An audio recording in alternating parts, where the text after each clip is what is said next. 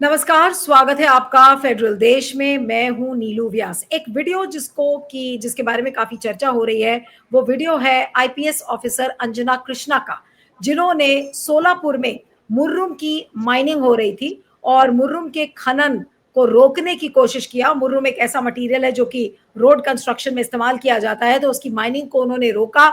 तो उसके बाद उनको फोन चला गया डेप्यूटी चीफ मिनिस्टर यानी कि उप मुख्यमंत्री अजीत पवार से, और उन्होंने कहा कि मैं नहीं पहचानती हूं कि ये आवाज अजीत पवार की है। तो अजीत पवार ने कहा कि मेरा नंबर लो और मैं तुमको वीडियो कॉल करूंगा, तो मेरी शक्ल देख सकोगी तो पहचान पाओगी, और तुम्हारी हिम्मत कैसे पड़ी, इस तरीके का उन्होंने बयान दिया। और ये वीडियो जिसने भी रिकॉर्ड किया, ये वीडियो वायरल हो गया और काफी इस समय अजीत पवार को लेकर सवाल खड़े हो रहे हैं। लेकिन अजीत पवार की ही पार्टी के एक एमएलसी अमोल मिटकारी ने यूपीएससी को एक अब चिट्ठी लिखी है, ये कहते हुए कि उनके जितने दस्तावेज हैं अंजना कृष्णा के, चाहे उनका कास्ट सर्टिफिकेट हो या बाकी कोई भी प्रमाण पत्र हो, उसकी जांच होनी चाहिए। और अमोल मिटकारी ने एक साउंड बाइट दिया रिपोर्टर्स को, ये कहते हुए कि कहीं ऐसा तो नहीं कि इनके जो दस्तावेज हैं, वो जो ट्रेनी आईपीएस आईएएस ऑफिसर थी पूजा खेड़कर, कहीं उसकी तरह फेक ये सारे दस्तावेज ना निकल जाए। तो क्या अंजना कृष्णा को डराने धमकाने की कोशिश की जा रही है? क्या उनको चुप कराया जा रहा है, या फिर उनको सबक सिखाया जा रहा है कि उनकी हिम्मत कैसे पड़ी कि उप मुख्यमंत्री अजीत पवार के खिलाफ उन्होंने ऐसा बोला और उनकी बात नहीं मानी? इस समय हमारे पास retired IPS officer Amitabh Thakur ji हैं। अमिताभ ठाकुर को जबरिया रिटायर करवाया गया था उत्तर प्रदेश से, और कई बार इस तरह से ट्रांसफर भी हुआ क्योंकि इन्होंने अपनी बातों को खुलकर कहा और रखा।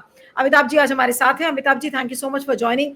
पहला सवाल यही है सर कि अंजना कृष्णा का कसूर क्या था कि जो आज उनके दस्तावेज अब उसकी जांच होने के लिए यूपीएससी के सचिव को चिट्ठी लिखी जा रही है? देखिए, जाहिर सी बात है कि आप भी बखूबी जान रही हैं कि उनका कसूर क्या था। उनका कसूर वो जो एक लॉन्ग सीरीज ऑफ ऑफिसर्स हैं, मैं खास करके, चूंकि इस समय गुजरात पूरे देश को एक प्रकार से लीड कर रहा है। गुजरात के जो हमारे जो दो प्रमुख व्यक्ति हैं, वो दिन रात नैतिकता की, शुचिता की, ईमानदारी की बात करते हैं। प्रधानमंत्री जी व्यथित होते हैं जब कोई अज्ञात व्यक्ति उनकी माता जी के प्रति अशोभनीय शब्दों का प्रयोग करता है, पूरा बिहार बंद होता है, वगैरह वगैरह। लेकिन उसी बिहार में इन्हीं दोनों अद्वितीय नेताओं से कम आधे दर्जन आईपीएस अफसर ऐसे हैं जो उनसे पीड़ित होकर, प्रताड़ित होकर, भयाक्रांत होकर, डर कर जिन्होंने सेवाएं छोड़ दी। हमारे बैच में 1992 बैच में मैं था, जो भी 3 या 4 हमारे यहाँ गुजरात के अफसर थे, अब उनमें से कोई नहीं। गुजरात में राहुल शर्मा एक थे जिन्होंने इन दंगों को लेके एटीएनटी का पहली बार रिकॉर्ड लाया था। आईआईटी कानपुर में मेरे साथी थे, बहुत ही ब्रिलियंट अफसर थे, और उनको बीच में छोड़ के एसडीआईजी ही उनको वकील उन्हें वो बन गए। रजनीश राय थे, वह जो है अब आईआईएम में प्रोफेसर हो गए। ये वो शख्स हैं जिन्होंने अमित शाह वाला केस किया, और संभवतः अमित शाह के अरेस्ट का भी काम इन्होंने किया। इनको सेवा नहीं करने का अवसर मिल पाया, बीच में हटना पड़ा। समीउल्लाह अंसारी थे, वो अब अमेरिका में प्रोफेसर हैं, यहाँ नहीं टिक पाए। तो यह जो लॉन्ग लाइन ऑफ सीरीज है, या इन लोगों ने कुछ ज्यादा लगातार है, यानी अवसर मिला, उसके बाद भी ये नहीं चेते, और अंत में इनको नौकरी से, सेवा से हाथ धोना पड़ा। उस सेवा से जिसको इन्होंने बड़े मनोयोग से ग्रहण किया था, लंबी इसके लिए ट्रेनिंग ली थी, हम लोगों ने साथ ट्रेनिंग ली थी, हमें याद है कितनी मेहनत इन लोगों ने किया था। और हम लोग उनको भी जानते हैं, मिस्टर संजीव भट्ट को, जो अब सरकार जब तक रहेगी तो उसकी ये इच्छा होगी, उसकी पूरी कोशिश है कि वह किसी कीमत पे वह बाहर की हवा न देख पावे। उनका भी मैं समझता हूँ कि जो मुख्य गुनाह है कि उनको लगा कि मैं अपनी बात रखूं, कहूं, हमारे पास फैक्ट है, अपने फैक्ट को उन्होंने प्रेजेंट करना चाहा, लेकिन जिनके खिलाफ वो फैक्ट थे वो इसको रिलीज नहीं कर पाए। उन्होंने जो कुछ किया आप और हम सभी देख रहे हैं। तो उसी नहीं, श्रृंखला में एक छोटी लेकिन सी इस समय जो सबसे सरप्राइजिंग चीज लग रही है कि अंजना कृष्णा के फेवर में जो पूरे देश की आईपीएस एसोसिएशन है उसको खड़ा होना चाहिए था। ये आईपीएस एसोसिएशन इतनी सन्नाटे में क्यों चली गई है? कोई किसी के मुंह से बोली नहीं निकल रही है, कोई एक व्यक्ति सपोर्ट के लिए नहीं आ रहा है, सिवाय इक्का दुक्का ऑफिसर्स के, जैसे आप हैं, मिस्टर यशोवर्धन आजाद है, उन लोगों ने बातचीत इस पर की है, वरना आईपीएस एसोसिएशन तो पूरा सन्नाटे में इस समय। देखिए, वो तो जो जो जर्मन पोएट ने कहा था, जिसकी वो जो जब तुम पर उस पर हमला करेगा तुम शांत रहोगे, उस पर हमला करेगा तुम शांत रहोगे, तो एक दिन तुम पर भी हमला होगा। तो मैं कह रहा हूँ कि यह आप कह रही हैं कि ये नई बात है, मैं कह रहा हूँ ये एक परंपरा सी बन गई है, और एक लंबी और बहुत लंबी परंपरा है कि जब राहुल शर्मा पर अटैक हुआ, सब जब संजीव भट्ट पे अटैक हुआ, जब किसी भी ऐसे विवेकवान व्यक्ति पर अपने कर्तव्यों को करने के लिए अटैक हुआ, तब यह एसोसिएशन बिल्कुल निस्तेज, निष्क्रिय और बिल्कुल शांत पड़ा रहा। अगर कभी भी प्रदेश के सीएम से मिलने की बात हो, कोई मतलब कोई क्रिकेट मैच कराने की बात हो, कोई आयोजन करने की बात हो, उसमें आप इस एसोसिएशन की सक्रियता देखिए। अगर किसी अधिकारी के लिए खड़ा होने की बात हो, मैं अपने अपने संदर्भों में जानता हूँ, एक एसोसिएशन की बैठक हुई, मैंने उसमें मैं पहुंचा और मैंने बहुत सारी बातें की, बहुत उलाहना दिया। जब मेरे साथ काफी कुछ किया गया था, वो आज इस सरकार से पूर्व में भी एक बार, तो मुझे याद है उसमें जब मैंने उनका गला पकड़ लिया, तब उन्होंने एक लाइन लिखा कि हम इसकी भर्त्सना करते हैं, और वो भर्त्सना वाला भी केवल अपने इसमें लिखा, उसको उसको जो है मीडिया रिपोर्ट में नहीं दिया।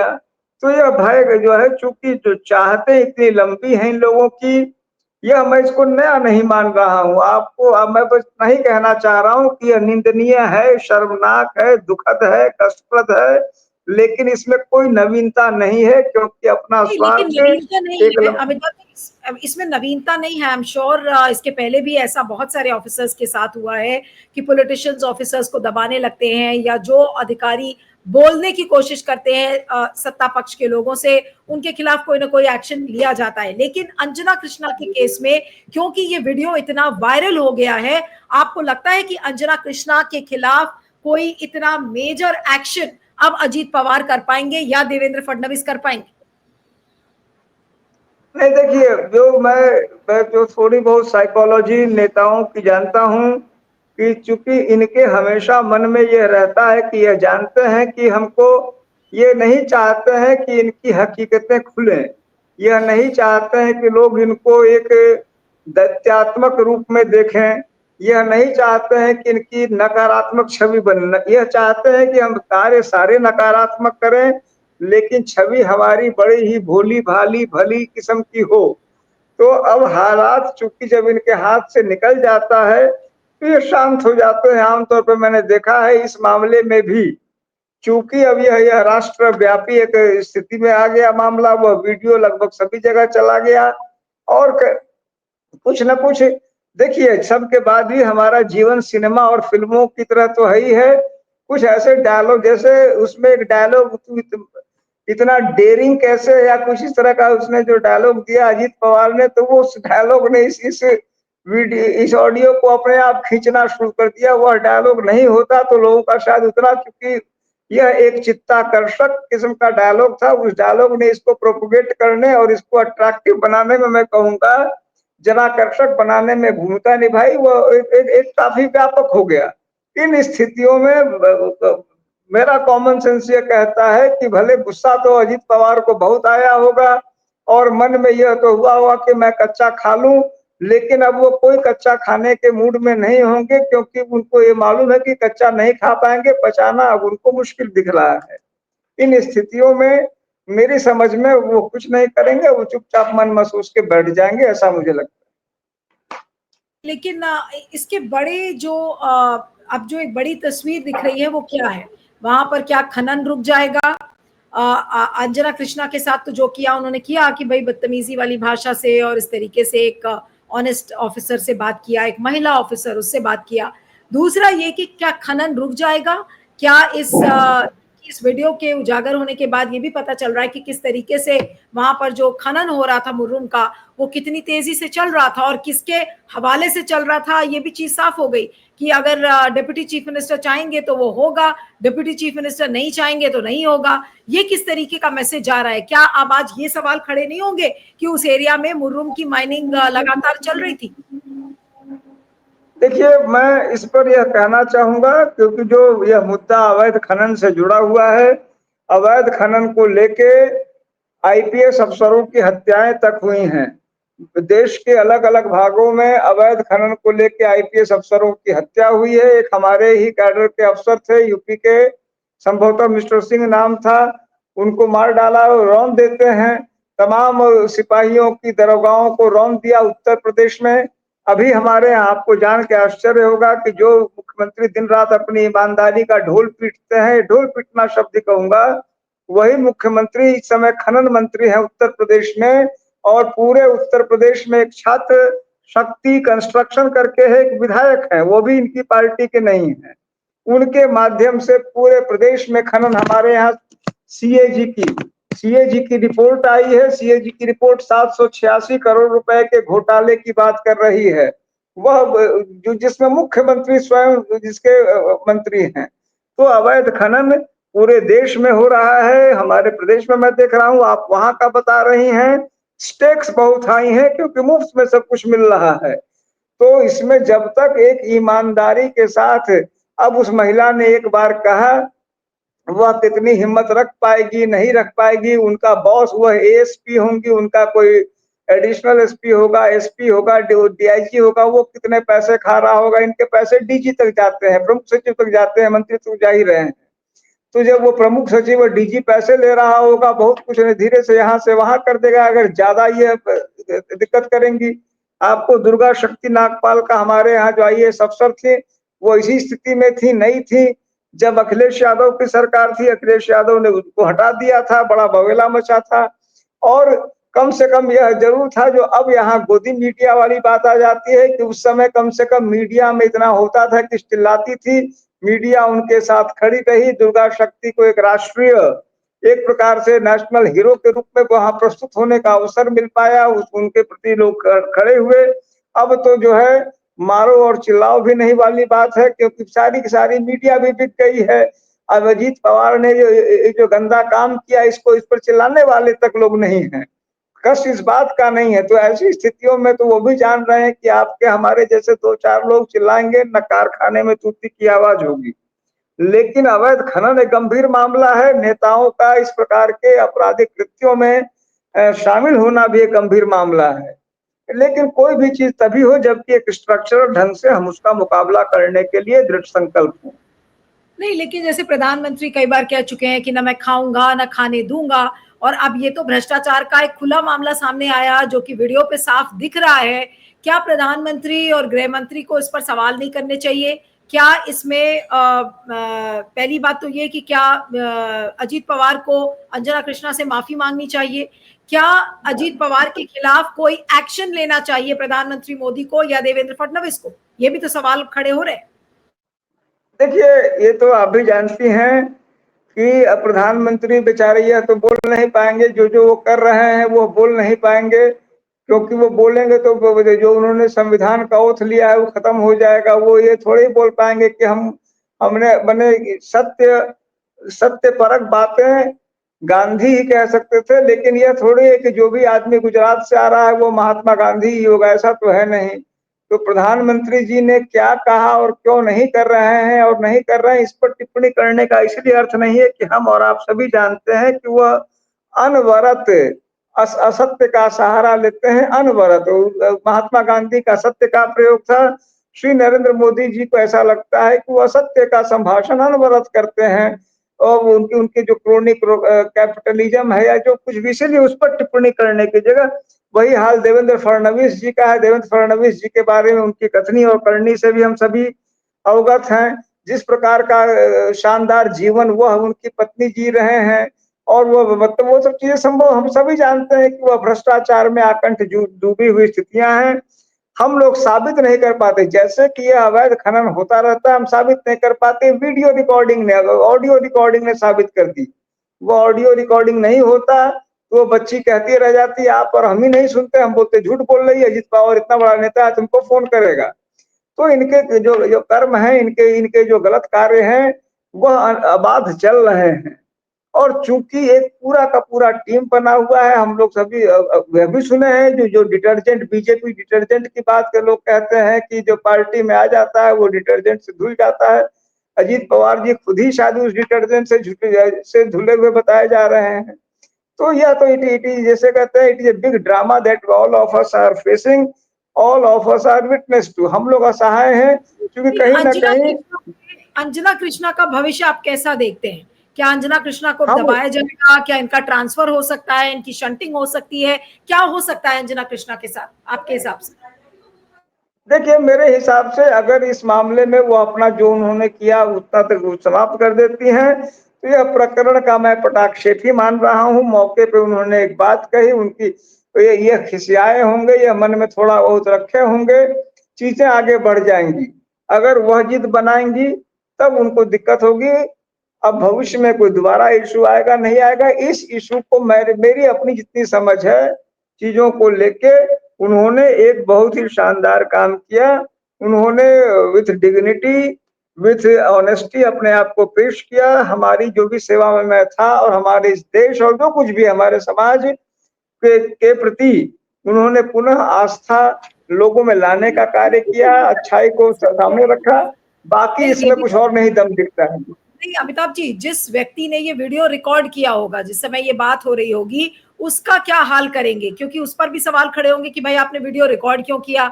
क्या ये अजीत पवार के साथ कोई साजिश हुई है? इस उनके समर्थक तो ये भी कह सकते हैं कि अरे भाई ये तो अजीत पवार के साथ कोई साजिश है। देखिए, मेरा मेरा इसमें ये अनुभव है कि ये जो नेता होते हैं इनके साथ कुछ जरूर 10 2 4 5 बेवकूफ टाइप के भी समर्थक होते हैं। और इनमें से कोई आदमी अपने से भी, चूंकि उनके थोड़ा सा लो आईक्यू टाइप के होते हैं, उनको लगता है वह अपने लोगों के बीच यही कह रहे हैं कि देखो अब मेरे नेता का डेयरिंग देखो, आप उसका एक पहलू, सिक्के के दो पहलू हैं, वह बड़ा खुश होगा कि देखो इस आईपीएस को हमारे नेता ने औकात बता दिया। तो हो सके उनको, उनका एक पैरेलल वर्ल्ड चलता है। उनके उनके जो मैं कहूंगा कि उनके वोटर हैं, उनके समर्थक हैं कि मेरा नेता देखो कितना बड़ा है कि आईपीएस की स्थिति बना दी, उसकी बोलती बंद कर दी, वो उसमें खुश होंगे। तो हो सकता है कि उनके नेता ने, उनके ही किसी आदमी ने जानबूझ के किया हो और यह बात भी उनके नोटिस में हो और वो उतना बुरा न मान रहे हो, क्योंकि यह एक साथ दो दुनिया को कवर करते हैं। एक तरफ इनको आपके और हमारे जैसे लोगों के सामने अपने आप को अपना ऑनेस्टी और डिग्निटी भी बनाना है, दूसरी तरफ जिन लोगों के लिए कैटर कर रहे हैं उनके सामने अपना कि भाई मैं डॉन हूं और मेरे सामने कोई टिक नहीं पाया, फला आईपीएस को मैंने ठीक कर दिया, वह भी रखना है। तो यह संभव है कि उनके किसी आदमी ने लीक कर दिया हो, यह संभव नहीं है। आखिरी सवाल बस चलते चलते कि ये जो पूरा एपिसोड है अंजना कृष्णा का, 2 साल पुरानी ही ऑफिसर थी, बिल्कुल नई ऑफिसर जो अभी सर्विस में आई हैं। इस एपिसोड के बाद बाकी जो यंग ऑफिसर्स हैं या जो सीनियर ऑफिसर्स भी हैं, उनके ऊपर किस तरीके का असर पड़ेगा इस अंजना कृष्णा के एपिसोड से? देखिए, मैं यह मानता हूं कि जो पहले से घाघ हो चुके हैं, जो रच बस चुके हैं, जो हिस्सेदारी का काम कर रहे हैं, जिन्होंने अपना साइड चुन लिया है, उनको कोई अंतर नहीं पड़ेगा। सबसे महत्वपूर्ण मेरे ख्याल से इस पूरे में अंजना कृष्णा जीवन में इस घटना के बाद से, चूंकि उनकी एक छवि बनी है, उनके प्रति जन आकांक्षाएं बढ़ गई हैं, तो वह जीवन में अब क्या चुनती हैं। उनके पास दोनों ऑप्शन है, एक ऑप्शन है इजी वे का, एक ऑप्शन है टफ इसका। तो अब रेपुटेशन जो बना है वो उनका बना है, जो भार आया है उन पे आया है। उस भार और उस रेपुटेशन को लेके वो भविष्य में क्या निर्णय करती हैं, ऐसे दृष्टांत हम लोगों ने देखे हैं। जब किसी ने बड़ा, जिसको अजीत पवार ने डेयरिंग वर्ड कहा, बड़ा डेयरिंग काम किया और बाद में फिसल गए। तो अब यह है कि वह भविष्य में क्या निर्णय करती है, मेरी निगाह में एक महत्वपूर्ण रहेगा।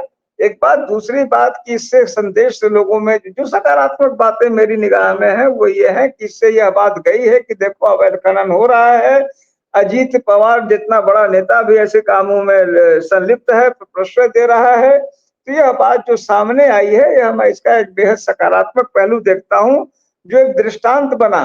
हो रहा है लेकिन हुआ है, दोनों में अंतर होता है, और हुआ है का एक दृष्टांत बना, इसके लिए मैं इसको एक बहुत ही सकारात्मक उदाहरण मानता हूं। चलिए, आपका बहुत बहुत शुक्रिया। इस कार्यक्रम को यहाँ पे खत्म करती हूँ। आपका बहुत बहुत शुक्रिया Amitabh ji. Thank you so much for joining.